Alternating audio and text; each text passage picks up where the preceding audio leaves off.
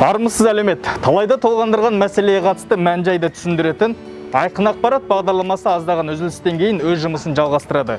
Бүгін біз Тұрғын үй құрылыс жинақ банкі акционерлік қоғамының халыққа ұсынатын қызметтері мен бақытты отбасы және 5-10-20 сияқты бірқатар бағдарламалар аясында сөз қозғайтын боламыз. Осы және басқа да санаулы сауалдарға қатысты аталмыш банктың Алматы облыстық филиалы бизнесті дамыту бөлімінің бірінші санатты маманы Ержан Молдабаев Айқын ақпаратын беретін болады.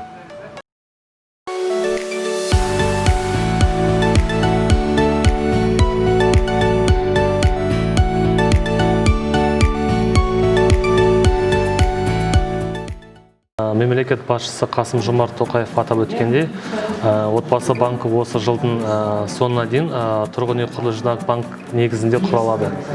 Ол есепке алу, тіркеу және тұрғын үйді бөлістіріп бір орталықтан атқаратын болады. Үкімет тарапынан қойылып отырған міндетті орындау үшін қазіргі кезек жүйесін осы жылдан соңына дейін әкімдіктен отбасы банкіне беру жоспарланып отыр. Өз кезегінде отбасы банкі баспанасы жоқ жанұялар үшін бір терезе қағидаты бойынша қызмет ұсынады және де алғашқы баспанамен қамтамасыз ететін орталық айналады.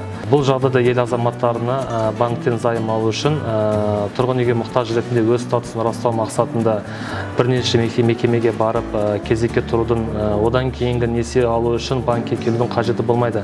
Банктың дамыған инфрақұрылымы, ақпараттық және технологиялық ресурстары азаматтарды бірінші кезекте халықтың әлеуметтік осал топтарын баспанамен қамтамасыз ету процесін жылдамдатады. Кезектілікті басқару мүмкіндігін кеңейтеді және баспанаға мұқтаж азаматтардың үй алу процедурасын жеңілдетеді.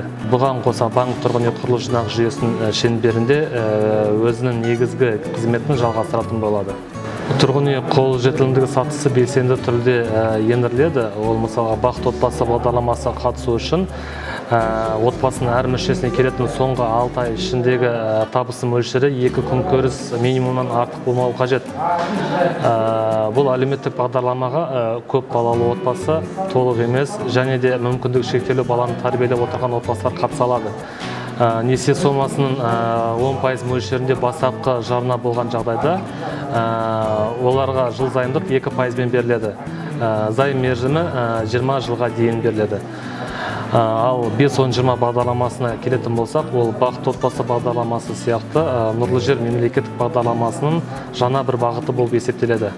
Өзге тұрғын үй бағдарламалар секілді бұл жобаны еліміздегі тұрғындарды өте тиімді шарттар бойынша баспанамен қамтамасыз ету мақсатында әзірленіп жатқан қосымша шара болып есептеледі. 5-10-20 бағдарламасына негізінен әкімдікте тұрғын үйге мұқтаж ретінде кезекте тұрған адамдар қатыса алады. Банк несиелік өтінімдер қарастыру кезінде отбасының табысына басты назар аударады.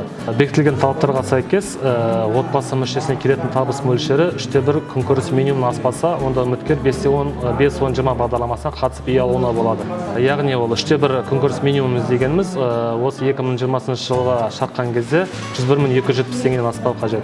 Жалпы 5-10-20 бағдарламасы аясында кез келген азаматтар қатыса алады. Тек қана ең бастысы жеке басында тұрғын үй болмау керек және де ол әкімдікте тұрғын үйге мұқтаж ретінде кезекте тұрған азаматтар болуы керек. Мемлекетімізде жарияланған төтенше жағдай 26 наурыз күні тұрғын үй құрылыс жинақ банкі клиенттерге арналған 7 қадамын ұсынылған болатын. Ол 2020 жылы осы 16 наурыздан бастап қаржылық қиындық көріп отырған клиенттерге 90 күн мерзімге несие төлемін шегеру мүмкіндігі берілді.